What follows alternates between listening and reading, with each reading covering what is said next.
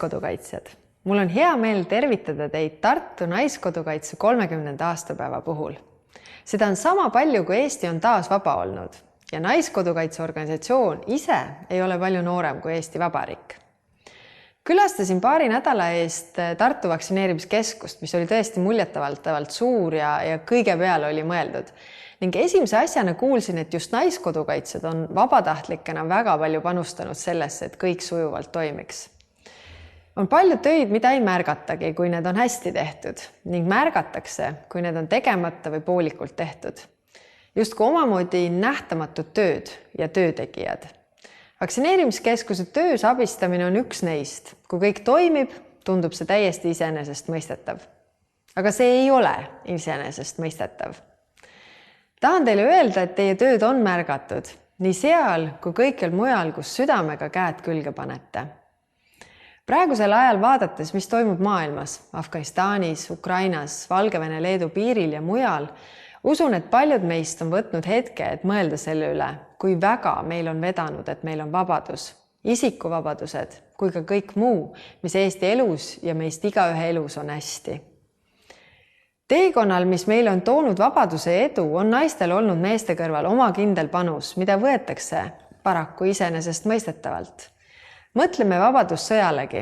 Oleme oma iseseisvuse eest tänu võlgu ka nendele tuhandetele Eesti naistele, kes meditsiiniteenistuses olid või ööd ja päevad sõduritele rõivastust tõmblesid ja kudusid. Me ei ole nendest naistest kuigi palju kuulnud.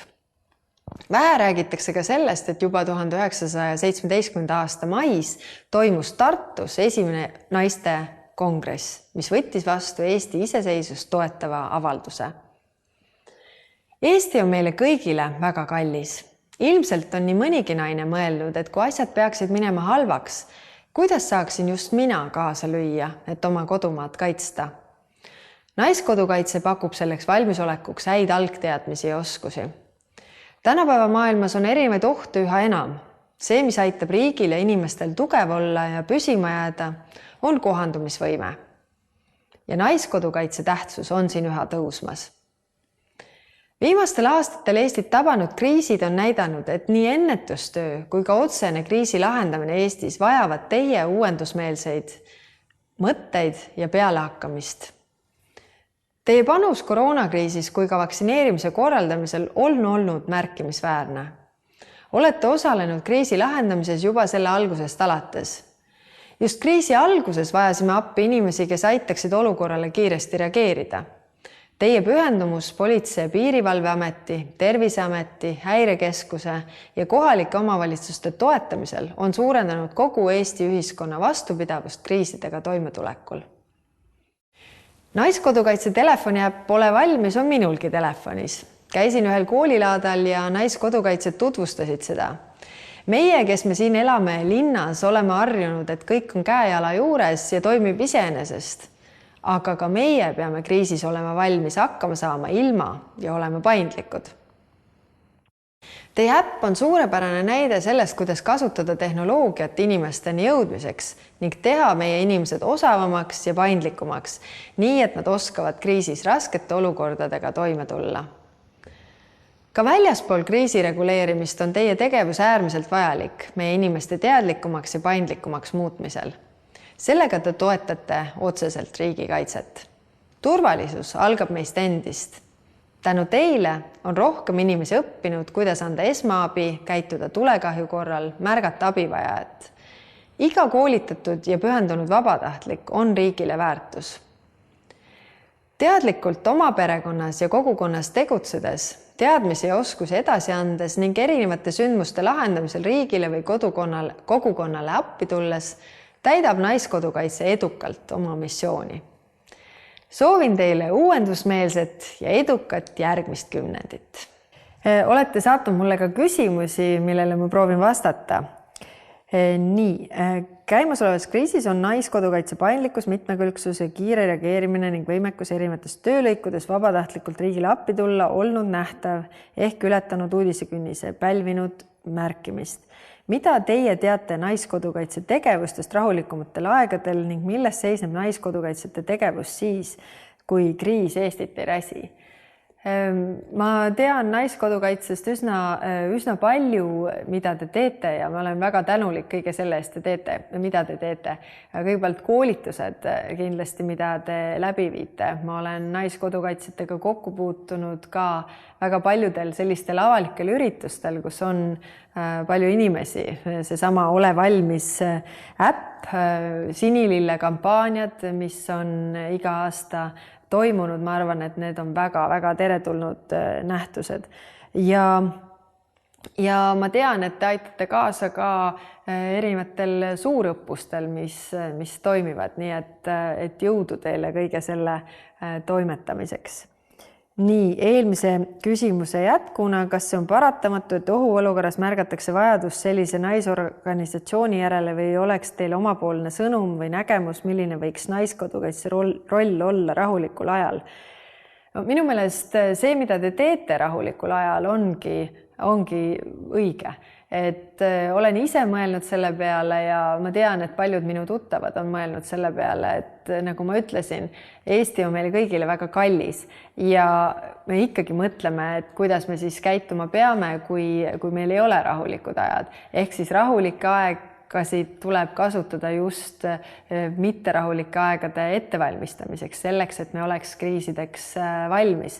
Selleks aitab väga kaasa teie Ole valmis äpp, kui palju peab olema mingeid kuivaineid koju varutud. Ega inimesed seda tegelikult ei tea või õigemini ei ole selle peale mõelnud. Et see, et te olete selle süstemaatiliselt läbi töötanud ja inimesel on lihtne vaadata, et kuidas ta peab kriisiks valmis olema või valmistuma, ma arvan, et see on väga-väga teretulnud. Konverents on pühendatud õrnale ja tugevale naisele. Mis on teie arvates see, millega iga naine saab Eesti riigile vajalik, kasulik olla ja milles seisneb õrnus ehk kus võiks riik pakkuda abi ja tuge? Huvitav küsimus. Selles suhtes mina oma kogemusest ütlen, et naised on tihti palju tugevamad kui mehed, aga mul ei ole kunagi meeldinud seda vastandust teha, et minu meelest nii naised kui mehed on vajalikud kõikides meie ühiskonnaelu korraldustes. Ega naised ei ole kuidagi paremad kui mehed, ega mehed paremad kui naised. Meil on lihtsalt erinev elukogemus, mida me tegelikult saame siis kasutada ja naised saavadki olla kasulikud Eesti riigile, tehes seda, mida naised üldiselt teevad. Laste kasvatamine on paljuski ikkagi naiste õlul, kuigi see võib-olla ei peaks nii olema. Aga kui me mõtleme Eesti riigi seisukohast tervikuna, õpetajad on meil väga palju naisterahvad, arstid ja paljud sellised rollid, mida naised kannavad igal juhul. Nii et mulle tundub, et naised on sageli siis võib-olla isegi tugevamad paljudes olukordades, nii et ega see sugu ju kunagi ei määra, kuidas sa ühes või teises olukorras tegutsed, määrab ikkagi konkreetselt inimene. Mõnikord on Naiskodukaitsele ette heidetud, et tegu on soopõhiselt eristava organisatsiooniga, mis tänapäeva maailmas olevat iganenud lähenemine. Mida arvate teie, kas tegu on ajale jalgu jäämise või traditsiooni hoidmisega? Ma lugesin millalgi ühte huvitavat uuringut, kus öeldi, et naised siis on vabamad näiteks küsima küsimusi või oma arvamust avaldama siis teiste naiste keskkonnas, ehk siis kui nad on naistega koos. Ja ma ei tea, kas see on enam pädev, see oli juba mõned aastad tagasi, aga ma usun, et seal mingi tõetera on, et seetõttu sellistel organisatsioonidel võib olla just see positiivne külg, et saab võib-olla omavahel mingitest teemadest vabamalt rääkida või kasutada neid tugevusi, mis naistel just on. Nii et mina küll ei arva, et see on ajale jälgu jäänud, kui see selliselt ju töötab. Võrdne kohtlemine on ühiskonnas väärtus, millest räägitakse, aga tegelikkus ei jõua põhimõttele veel järele. Mida arvate, millal Eesti riigis võrdne kohtlemine reaalsuseks saab? See on keeruline küsimus niimoodi vastata, et mingit konkreetset kuupäeva öelda. Ma arvan, et siin on valdkonniti väga erinev.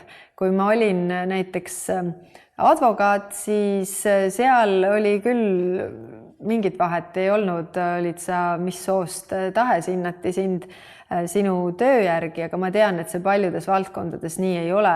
Paljudes valdkondades on palju arenguruumi. Mis on positiivne, on see, et seda pannakse järjest rohkem tähele ja sellist erinevat kohtlemist tegelikult väga ei sallita, eriti kui me räägime nooremate inimestega, et see selline põlvkondlik vahetus kindlasti aitab ka kaasa. Nii et mul ei ole konkreetset kuupäeva öelda, aga ma ütleks, et iga päevaga lähevad asjad ikkagi paremaks. Kindlasti on peaminister olemas Ole valmis nutirakendus ja on küll. Mida saaksid Naiskodukaitse ja peaminister veel ära teha, et see vajalik tööriist kõigi Eesti elanike taskusse jõuaks?